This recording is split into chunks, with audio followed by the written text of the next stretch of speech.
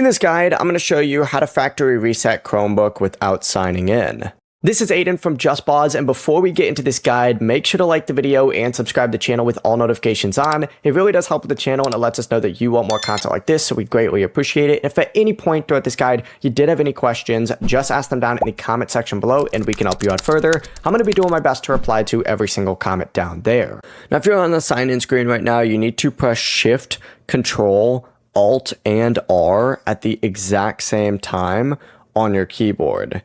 When the reset this Chromebook window appears, select Restart, and after the Chromebook turns back on, the reset window will appear again. Select Power Wash and choose Continue or Confirm the reset.